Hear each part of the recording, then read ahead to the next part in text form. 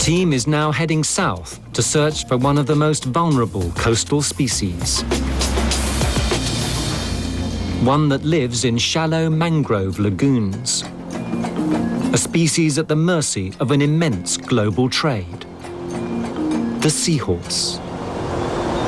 Seahorses are getting wiped out in many cases, all around the world, wherever they can be caught. So to explore the issue and also contribute a little bit to science and to conservation science is really special, I think. In 1 year, it was estimated that as many as 250,000 seahorses were exported from Tanzanian waters. The trade is driven by the huge demand for them in traditional Eastern medicines. Seahorses are highly prized around the world for multiple different reasons. In Eastern cultures, use them for aphrodisiacal properties. They use them for medicinal, reasons. So they're being, heavily hunted still around the world. String, yeah. The team will help assess the impact of the trade by collecting information about this seahorse population. Very little is known about either the species that exist here or the numbers that exist here. And obviously with lack of baseline data, it's then therefore difficult to assess if these populations are in any way endangered. Their first task is to find a boat big enough to take them and their equipment into the shallow lagoons where the seahorses live. This sort of thing would probably be quite good. About the right size, right? Yeah, I think so, don't you? The waters around the Spice Islands are home to one of the largest traditionally made boating fleets in the world. For maritime archaeologist Lucy, it's like stepping back in time.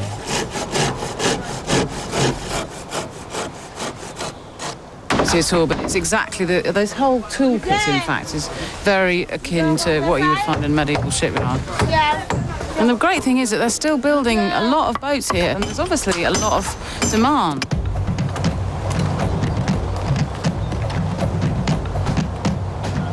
With the boat arranged, the team can begin their search for seahorses.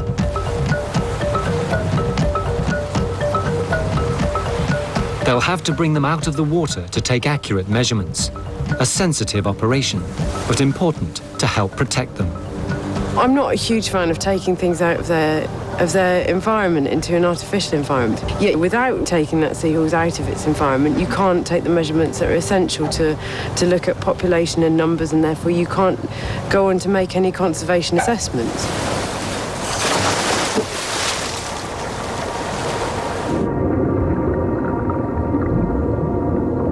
As the divers descend, the lagoon comes alive.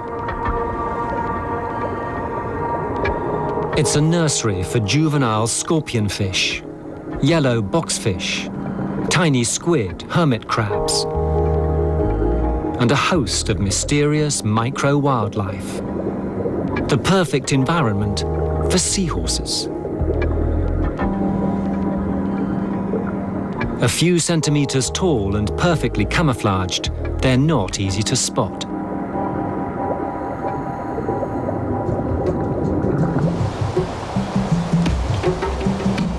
Back on shore, Paul and Lucy are building a temporary lab.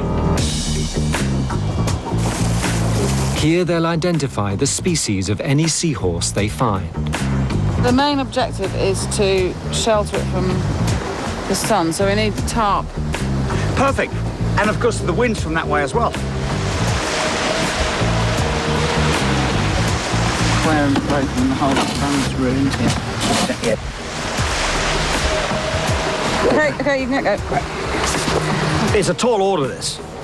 I don't know. We've got half a day, roughly. Got about 4 hours from now. And then we've got to join Kairos and sail north. So, it is a long shot. There's no doubt about that.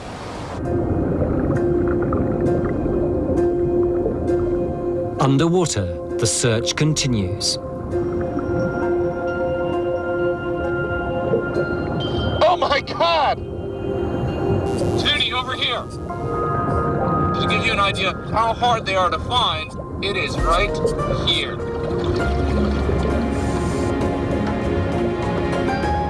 To disguise themselves, seahorses allow small organisms to grow on them. For such a slow-moving fish, their camouflage is an essential defense against predators.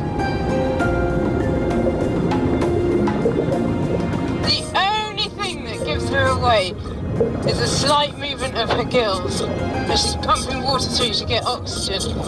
And that is pretty much it. I just think they look so sad. He's got his little head drooped down. I know. She's having a damn good look around though. Now I'm carefully going to lift up the seahorse here. Very gently. Seahorses almost have a mythical quality. They look as if they come out of some storybook. And it might be for this reason that they are so prized in traditional medicines in the East. Seahorses are in a lot of trouble. Look at this beautiful creature. People capture these in the millions. I'm not sure if I can get him to hold onto my finger. There we go. You need to be very gentle and delicate with him. What's really key is that we get this one onto shore, back to its location within 20 minutes, because we don't want to stress it, because seahorses are monogamous. So if this one isn't returned right here, its mate isn't going to know where it is and it'll be lost. Once the spot is marked, there's no time to waste. Precious cargo.